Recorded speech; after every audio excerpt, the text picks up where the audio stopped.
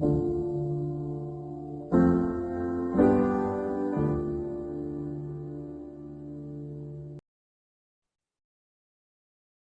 everyone, and welcome to another episode of the Compelling Conversations podcast.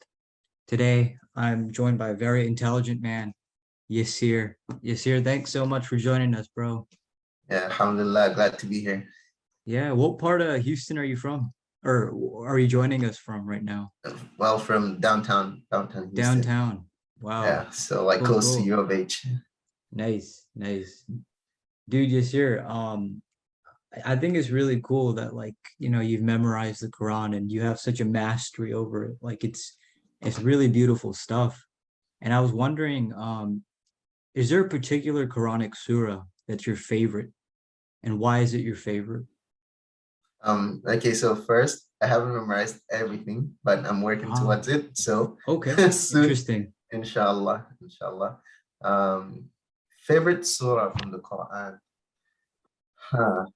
I feel so. I had a teacher who, when I first started memorizing, we get to one ayah and he'll say, "This is my favorite ayah." We're like, okay. And then we're memorizing another surah and it says, "Oh, this is my favorite ayah." And we're like, but it's as you said that like 2 weeks ago for some other surahs. So I think that's kind of how it is. It's like there's so many surahs that resonate with you. Um, but I'll say one of them is Surah Nuh. Um, why? Because so the story about Nuh alayhi salam was like preaching to his people and like, you know, like those verses are like very explicit. It's like, you know, he preached to them in the night and the day, in secret and open. Like Allah mentions like every possible way he could do da'wah, he did that down. And he didn't listen to him. Right. But like because he knew he was doing it for the sake of Allah, like he just continued to do it. Um, I mean, I think like that kind of gives you a bigger perspective of how like not just dawah but like everything you're doing like in life, like setting the goal. If you set the goal to be Allah, you're doing it for Allah, then you're not really going to care about like the outcome, right, of like things happen to you in life. You're not necessarily going to see it as like, oh, my life is bad. You're going to see it as like ultimately like what matters most is like what's with Allah, you know. It's just kind of how I see it, how I look at life. That's I guess really that's beautiful. I like that. And just something that I observed is like you seem to always have that attitude every time I see you. And I remember that you were the main star for the short film that they had made. And you had that yeah. attitude where you were just concerned with making it sincerely. And you hmm guys ended up winning first place, and that was just so phenomenal. Did you have yeah. that attitude then as well? Or I imagine you did. hmm Yeah. I mean, yeah, even then, because like um it's like the movie is good. Yeah, it's nice. And it was definitely fun working with Had, working with the twins and everybody. But also like putting things into perspective was like, okay, this is an Islamic film competition, which means we want to be able to pass across a good message, you know. And it's like, okay, so we're doing some form of dawah with the film. And so that kind of like keeps like it just keeps you in focus, knowing like, okay, this is the reason why I'm doing something, you know. I feel like that's really what gives life meaning, you know. Because like What you gives could life do meaning? you could like knowing the purpose of why you're doing what you're doing.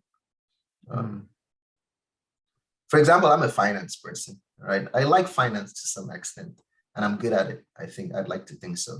um, but sometimes I get bored of it, right? But ultimately I'm like, well, this is important. First, there's so much investment that's been gone into my education.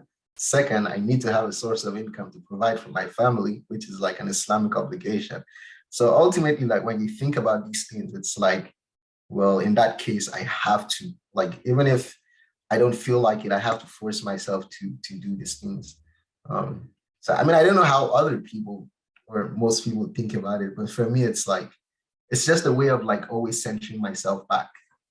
Like if you lose focus, like this is what gives me focus every time. In Surah Nu, does that Mhm. does that verse by any chance give you any courage? Yeah, I think it does give me courage too, as well. Why might that be in relation to that story? Yeah, courage because I mean, like, even when we used to have like dawa at the dawa table, right? It's always weird because like you're stopping a random person and telling them like, can I have 5 minutes to talk about Islam? And like this is somebody who you've never met. Like it's so awkward because sometimes you end up stopping like a professor. You don't Yeah. even know, right? And Wow. like that takes a lot of courage. Like you don't even know who you're talking to. But like if you think about how like Nuh alayhi salam was to his people and like he didn't care. He didn't care what they said. He didn't care if some of them were like putting their hands in like in their ears, right? Just to make sure they didn't hear. Imagine like you were trying to talk to someone and they're like, oh, the crazy guy is back. And they're like, dude, like you're not gonna want to go back the next time. But like Yeah. if you know, like, oh, I'm not doing this for them, like I'm doing this because like this is what Allah wants me to do. Then you're not really gonna care about like what people say. So outside of like say the Dawa spectrum, does it give you courage in other things in your life? Because you mentioned, okay, at the end of the day, I Mhm. have to do these things in my life. Yeah. hmm Yeah, I think it gives courage, not just courage, but also motivation.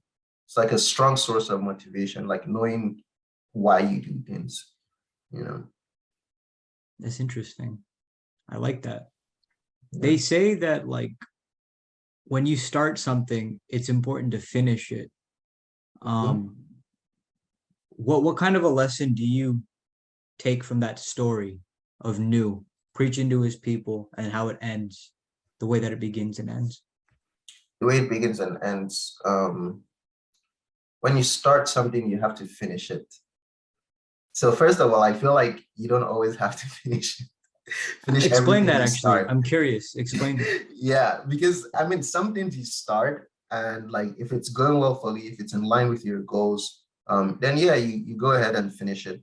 But some things, it's possible to like start something and realize, oh, maybe this just isn't for me, right? I could start something and like I am doing that thing, but maybe I don't get joy out of it. It's not helping me fulfill my purpose.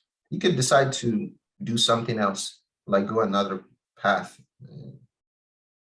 Yeah, but I mean, this is just in general. I don't know specifically about like different situations. I really like this though, what you just said, Mhm. because I've always heard the opposite. When you start something, Yeah, finish it. And I like can I never, can like see the don't be a quitter. yeah, I can see the wisdom in it. But what you said is also very profound because it's like Yeah. I feel like that sort of a mentality needs to have a maturity about it. Where it's hmm like, okay, you do kind of go a particular direction, but it's okay to kind Yeah. of switch. Yeah, it's okay to Interesting. like think about what's my long-term plan. Like, is this where I want to end up? Is this where I want to be long term? And if it's not, then why not explore something else? I think it's also great, like especially like at this stage, even with like careers, um, like thinking about like where you want to be, and like allowing yourself to consider like other options on different things in life. Hmm. But in general, yes, if you're doing something good, if you're doing something that you see the value of and like you start, and if you're able to finish, then it's good to finish. um, Wow. but yeah, I'm a fan of like enjoying the journey and not necessarily focusing too much on the destination. I like that. I like, Yeah, yeah. yeah, The things that you say, it's really cool. What I like about you is you can see that in you. There's some people you can kind of see them living their philosophy of life in every little yeah. thing. When they're walking, when hmm they're sitting down, like you have that sort of essence about you, which I think is really cool. Do you think that there was ever Alhamdulillah. a time in your life where um you kind of opposed that or you were at odds with it? Huh. So I Like living think, truly. Sorry. mhm. Yeah, I think there's a number of times, a few times in my life where, let me just say, like I went through some trials, right? And like nothing was going my way, or like life just wasn't going my way. And I think in those times it's really hard. Um, it's really hard, but like you just need to find like some things to like remind you and like pull you back to your purpose. So I guess like I was talking to someone recently actually, and I was saying like one of the recent times I was going through something like that, there's like a hadith that I think about, and that hadith is where the Prophet ﷺ said, "Ihris ala ma yanfa'uka," like strive for everything that brings you benefit. So like the Prophet ﷺ is giving you like life advice, total life advice. Strive for what brings you benefit, asta'in billah, and seek help from Allah. Wala ta'jaz, and don't give up. Don't lose hope. Don't give up on things, on life. Wa in asabaka shay'a, and if something happens to you like you don't like a calamity, فلا تقل لو أني فعلت كذا وكذا. Don't waste your time saying like, oh, how I wish I'd done it this other way. How I wish if I could go back and I would do it this other way. Like instead, قل قدر الله ما شاء فعل. Like this is Allah's decree and like it's what He wills. I accept it. I feel like this is so profound and like this is one of those hadith that really like I carry it with me through life like this, because the first thing is that you're going to try to achieve a lot of things and like it's going to be difficult, and on one hand like your efforts are not going to be enough. On the other hand, you can't just make dua to Allah and like expect everything to just fall in place. So the Prophet says like he mentions striving first, like put in the effort, do what you need to do to achieve like what brings you benefit, what brings you provision, what brings you risk, what furthers your education, wasta'in billah, and then seek Allah's help along with it. Wala ta'jaz, and he says like don't lose hope, don't give up, because like it's so easy like when things get tough to like you're gonna give up, but like reminding yourself at the end of that hadith that like it's qadarullah, like even if something happens, it doesn't go your way, like just remind yourself like to keep going, just remind yourself like it's gonna get better. Inna ma'al usri yusra. Like you just basically like with the Quran. I feel like the Quran is like a cure for everything, right? It's just about sometimes even if you know it, like it doesn't like it hits different when somebody actually tells you, which is something I realize helps me a lot. Like you might know the ayah, but like somebody else says it to you, and like it just hits you different. Yeah, no, for sure. I really like what you mentioned. My favorite verse of the Quran at the moment, Yeah. at least, is the one about Mary and the birth of Mary. And the Okay. reason I really like that story is because, and Mary's mom, she was such a pious woman, and not only that, but like she knew what she wanted, right? Because that's an important thing. When you ask Yeah. God, you should know what you want. Yeah. So she asked God, I want a son, essentially, who can serve you. And God gives her a daughter. And she doesn't, reject that, or she's not, angry, but she's like, thank you. Like I have a child, But Yeah. what did she know? That that child is Mary, mother of Christ. So it's like you don't know where your destiny or your qadr goes, right? Or where it is. Yeah. But to just kind of have that hope. So it's really cool that you yeah, like that. to just get that one acceptance and like two hope. I feel like those things are like so important because like it's good and all well and good to talk about like ibadah and worship and salah, but like at the end of the day we're humans, right? We're social beings, we're weak. Like even Allah says وَخَلَقَ الْإِنسَانُ ضَعِيفًا, like man is created weak. Like at the end of the day, like we're weak, and like it's important to have like these like coping skills to know like how do I deal with life, when life really hits you hard, like how do you cope, how do you keep going? Do you think that the Quran is like that for you? Yeah, 100%. Wow. 100%. Yeah. Yeah. Have you ever felt healed by the Quran? Like Healed. literally healed? Yeah. Like your soul. Well, okay. Yeah, we're going a bit deep here, but yeah, personally, okay, I'm gonna share this, but like even body, right? You could be so like it says washifa lima fi sudur, like the Quran is the cure for what's like in the hearts. So even physically, like you're ill, like you recite like ikhlas, falak, nas, right? These things work. It's just about like using it and trusting in Allah, like trusting like in what Allah wants for you, and like hoping that Allah will cure you through that. And like, I mean, this may sound like ridiculous, but like you can have a headache, recite so the Fatiha, place your hand on your head, recite Fatiha, see what happens. Right? It's like we have all these things that are like really small, and like we don't know the value of it, right? So the Quran has very great value. So like the companions, one time they went to like a land and they were trying to find somewhere to stay. The people there didn't give them somewhere to stay, and then their king got stung, right? And they're like trying everything to cure him, nothing worked. And one companion was like, well, I can cure him. I can cure him. And then he goes and he recites something and he's cured. And they're like, what did you say? What did you do? You know, and like I think they take him to Prophet Sallallahu, and like the Prophet system asks him, like, what did you recite? He said Al-Fatiha. And I think the Prophet said, like, how did you know? Like that, like that's how powerful Al-Fatiha is. I don't remember the response. So what point was, so like I think Al-Fatiha, like one of the names is like the cure, but I'm not sure. We should confirm, like double cross check. So, but like if you look at like the tafsir, like Surah Al-Fatiha on its own, just that one surah, like has the power to heal people while sick, right? And that's one thing. And like on the other hand, also like, you know, spiritually, like your soul. I think there's one scholar who said like the Quran is food for the soul, just like, you know, water is, and like food is food for the body. And I think, yeah, so there's another statement. So it basically said like the reason like the body needs the food is because like it's from the earth. So its provision has to come from the earth. But the reason the soul needs like the Quran is because it's from the heaven, and that's where it's from. And so it needs the provision from the heaven. Wow. And That is deep. something I found profound. Yeah. Yeah, that is really interesting. Wow. You skateboard. Does that Yeah. skateboarding experience, is it therapeutic for you? Or what purpose does it serve?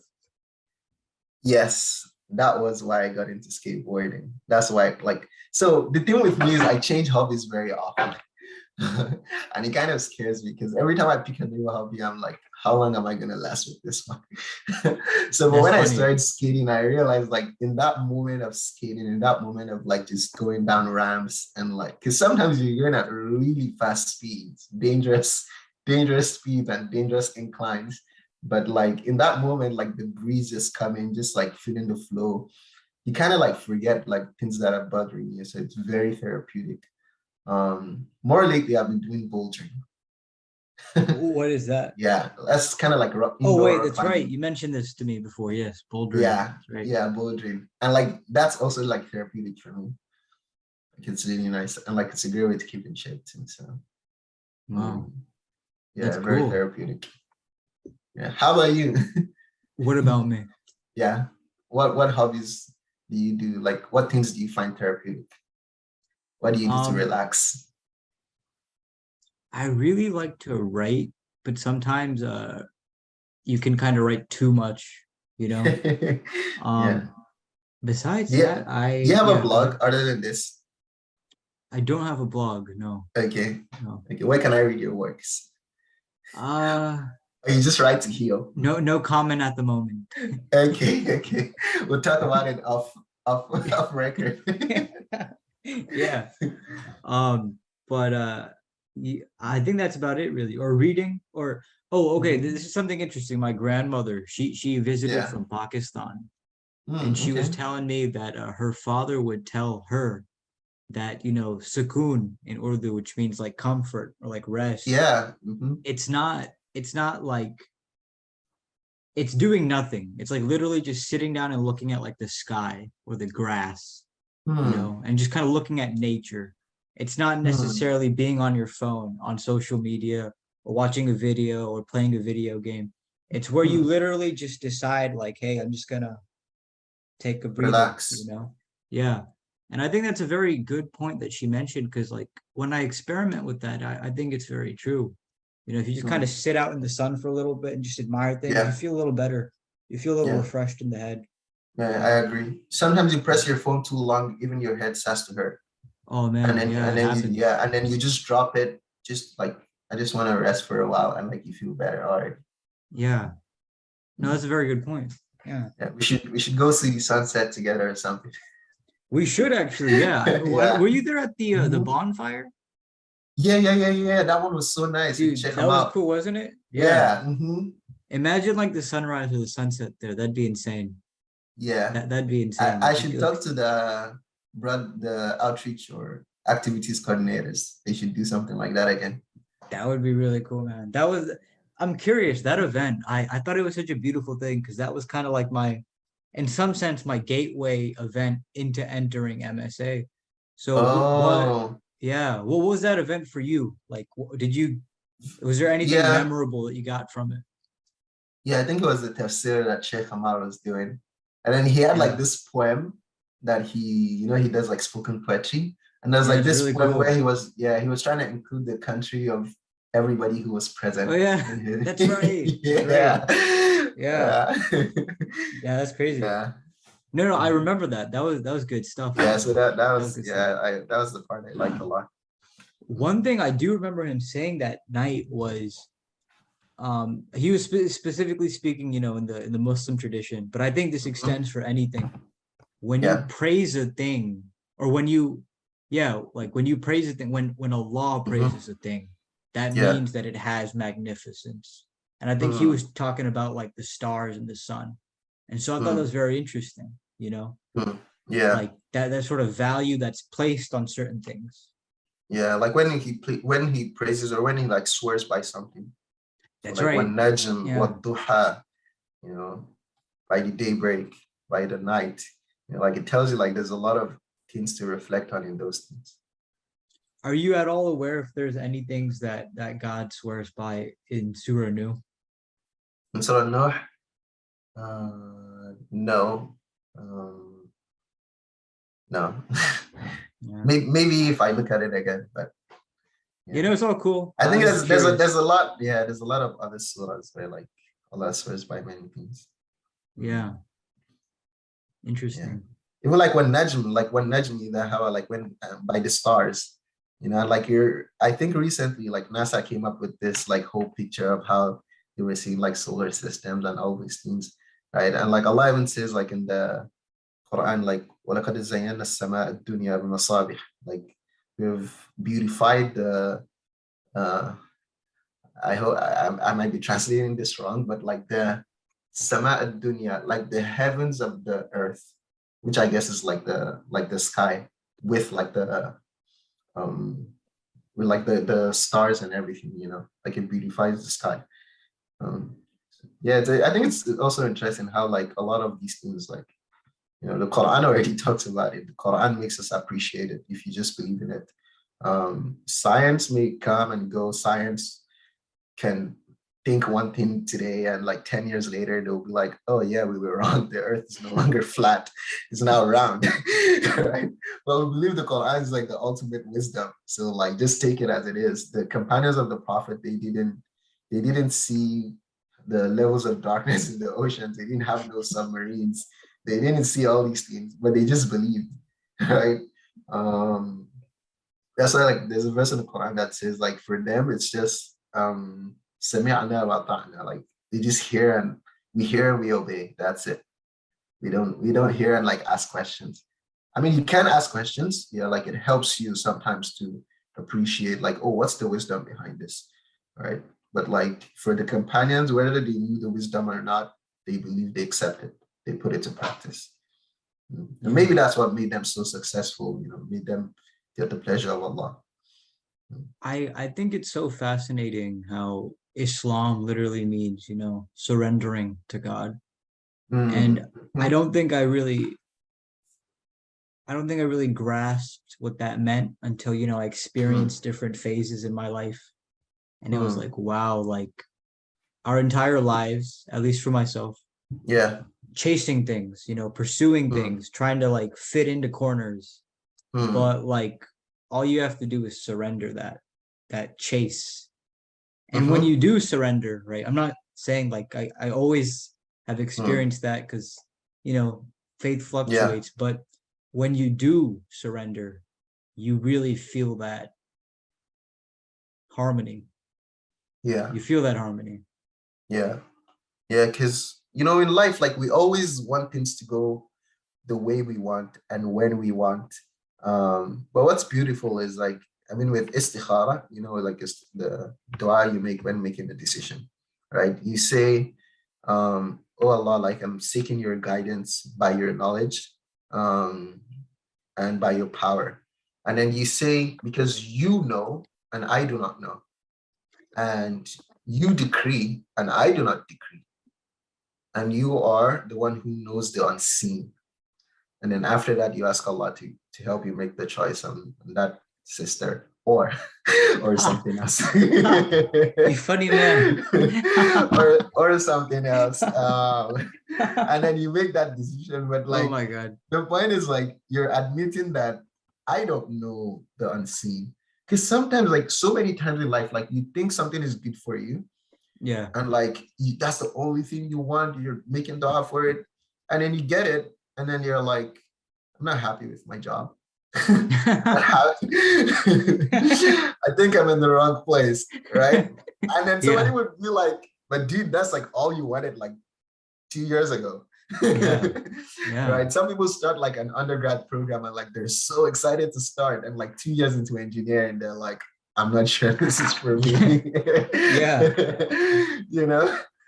So No, we're I like feel Allah that. Yeah. knows, yeah. So like Allah knows all of that. So you just gotta like trust and be like, if I didn't get it, then like it's not what's best for me. Especially when you make dua, like you're telling Allah to do what's best for you. So sometimes it's good to ask for what you want, but also like ask Allah to grant you the best. Because I like He knows. really, yeah, I really, really like that because it's something I was especially contemplating, like, a few months ago, like Yeah, what you just said, like your desires can change, yeah. and that's just a human thing. So it's like you really don't Mm-hmm. know, or Qalb. you think you know, but you don't really know.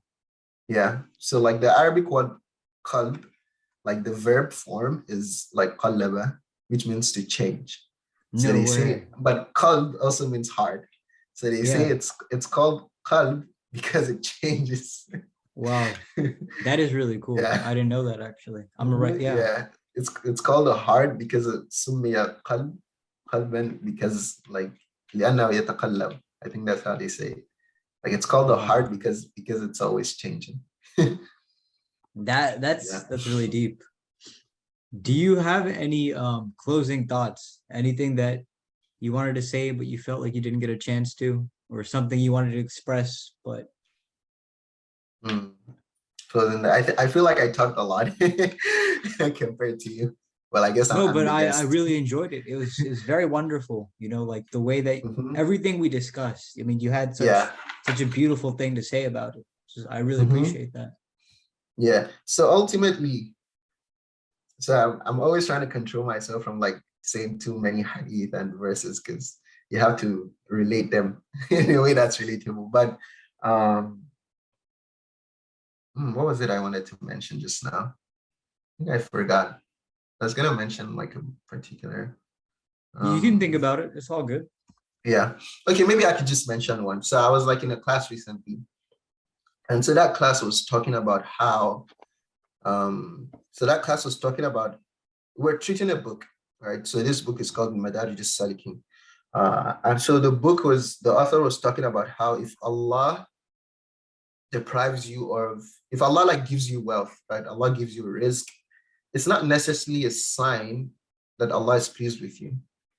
And like if Allah deprives you at some point in your life, things are not going well, you're not getting all the risk that you're praying for, everything you want. It's also not a sign that Allah has like abandoned you or like is like angry with you, right? And he quoted this ayah from the Quran that says, فَأَمَّا الْإِنسَانُ إِذَا مَا ابْتَلَاهُ رَبُّهُ فَأَكْرَمَهُ وَنَعَمَهُ فَيَقُولُ رَبِّي أَكْرَمَنِ وَأَمَّا إِذَا مَا ابْتَلَاهُ فَقَدَرَ عَلَيْهِ رِزْقَهُ فَيَقُولُ رَبِّي أَهَانَنِ كَلَّا. Okay, so basically it says that Beautiful. yeah, فَأَمَّا الْإِنسَان, that mankind, when Allah tests him, when Allah, when Allah like gives him something good, when a'amahu and blesses him, he says, oh, my Lord has blessed me, my Lord has honored me. But when Allah gives him, when Allah tries him with something difficult, right? And like Allah tightens the rizq, the provision for him. And he says, like, my Lord has like, has like disgraced me, basically. He's like, oh man, like Allah's maybe not happy with me. And then the next verse says, Kalla, no. Rather, people don't even give to the poor and other things. So it's basically saying that, like, the fact that things are not going well for you. So he says, like, the fact that things are going well for you doesn't mean that Allah is pleased with you. If things are not going well, it's not necessarily a reflection of, oh, like, things like Allah is not pleased with me. That rather, everything is just a test. So if Allah gives you something and like everything is going well, and you take that test and you're grateful and you're like, alhamdulillah, you give in charity from like the rizq Allah blesses you with, then that's when it becomes a blessing, right? And then if Allah tightens things for you, then still that's also a test, right? It's also a test. And then if you're patient with that, then you get rewarded for the patience. And then that also doesn't last, because nothing lasts. Nothing right? lasts. Yeah. So the Prophet said, like, the affair of a believer is like, is ajab, like it's wondrous, like it's amazing, because if good happens to him, he's thankful and he's rewarded. If bad happens to him, he's patient and he's rewarded. So it's like, it's a win-win for the Muslim. Yeah, I think like having this kind of like mentality when going through life just makes like you can make the most out of every situation, right? Sometimes it could get like really bad, right? So like the Prophet lost his son, like Ibrahim, and like you would go through those emotions. We're not saying like you wouldn't go through them. And the Prophet was like indeed the heart grieves and the eyes shed tears, because he was crying, right? And it said, oh, like you're crying, even the messenger of Allah is crying. And the Prophet said, this is a mercy. Like the tears, it's mercy. And then he said, like the eyes shed tears and the hearts grieve, but we do not say except what pleases our Lord. That is very, very deep. In that moment. I think there's a hadith that says like as-sabr 'inda as-sadmatil ula, like patience is at the first instance of calamity. Like at that point where it's really hitting you, then Allah is watching you. Wow. How is he gonna react? That's very deep, my friend. I genuinely love all the things you've said, man. Yeah. Before we close, that verse that you were saying, could you please recite it again in your beautiful voice? That was so awesome. Okay. أعوذ بالله من الشيطان الرجيم. فأما الإنسان إذا ما ابتلاه ربه فأكرمه ونعمه فيقول ربي أكرمن وأما إذا ما ابتلاه فقدر عليه رزقه فيقول ربي أهانن كلا بل لا تكرمون اليتيم ولا تحاضون على طعام المسكين. Okay, let me just stop there. So I didn't read the whole surah. That was beautiful, man. Thank you so much for being here, Yesir. Yeah, Jazakallah. It was a wonderful conversation, dude. Definitely. This was great. This is awesome, man. Yeah. Right, I hope we could do this again. Yeah, inshallah, for sure, man. But you take care, my friend, and you have a good night. Yeah. And you too. Thank you. Assalamu alaikum. Wa alaikum salam.